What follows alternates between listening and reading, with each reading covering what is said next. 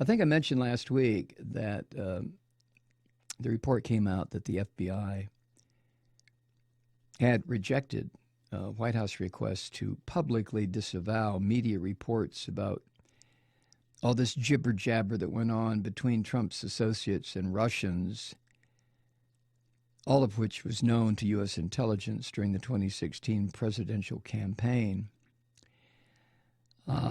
However, a White House official said late last Thursday, and then again, Sean Sphincter said it again today, although he never answered the question directly that was asked of him several times by Jonathan Karl. Is that ABC or NBC? Jonathan Karl. Doesn't matter. Karl tried several times to get an answer out of Sphincter, but being the greasy little batshit that he is, like most of those press frontmen that work for Republican administrations, they have to be very greasy so they can slip over here and slide over there. Well, Sean Sphincter, I think he comes out every day for the press briefing just coated in Vaseline or bacon fat, one of the two, because he's really greasy. He just slides around that podium, doesn't he?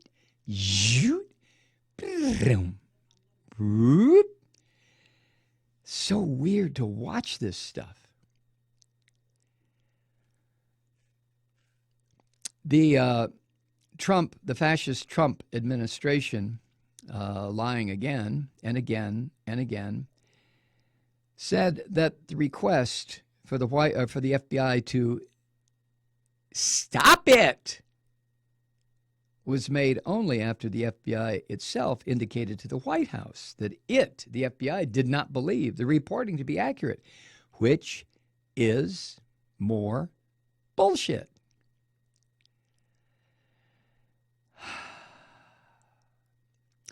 Now, the fact that there was direct communication between the FBI and the fascist Trump Brownshire organization is unusual because direct communication between the FBI and the White House is in violation of decades-old restrictions on such contacts.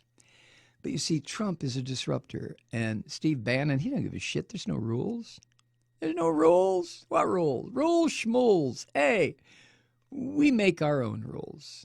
If you don't like it, kiss our fascist rear ends. There are no rules. What rules? The request from somebody in the fascist Trump organization, that request to deep six the rumors going around and to state publicly, no contact, which the FBI refused to do. But those requests from the White House is violation of procedures that limit communications between the FBI and the White House. Now, Trump doesn't understand that. He never will. You know, he put his butt boy, the terminally ignorant Jeff Sessions, in as, well, he's not ignorant. He's just a racist motherfucker, that's all. But, you know, Trump has his people in place pretty much. And Jeff Sessions will make goddamn good and sure ain't no investigation of President of the United States. And, of course, surprisingly, Darrell Issa. Oh, my God. Darrell Issa. The guy who was on the receiving end of so much bullshit from this program and from me, not that he was ever aware of it, but, you know, during the Bush years, Darrell Issa came out today and said this whole Russian fascist Trump, he didn't say fascist, the whole Russian Trump thing needs a special prosecutor. First Republican to say that.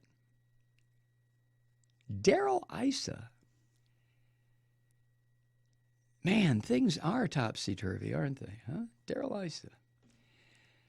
And, of course, George W., who was on the Today Show, I guess, so I've heard, he came to the defense of a free press, knocking the shit out of the words that came tumbling out of the fascist Trump's mouth at CPAC and all kinds of places. George said that, and I'm paraphrasing, but George said more or less that a free and independent population needs to have a free and independent press. Imagine that. Imagine that. And of course, Sean Sphincter has tried several times to make that story about contact between the Trump campaign and the Russians go away. Sphincter would love to see that just bubble up into space and never come back. Puts him on the spot because it almost forces him to confront his own bullshit. See, the people in the Trump administration just rattle off this nonsense without even thinking about it anymore. They have their agenda, and they don't give a shit what they say. They're like the Nazis that way. They don't care. Just keep rattling on nonsense. And if you rattle on enough of it, you see, it becomes impossible for people to follow it all. Consequently, you deceive and confuse the shit out of people, and then you can go ahead with your agenda of knocking down what you really want to knock down. EPA regulations, all sorts of the regulatory state that Bannon said he is going to destroy.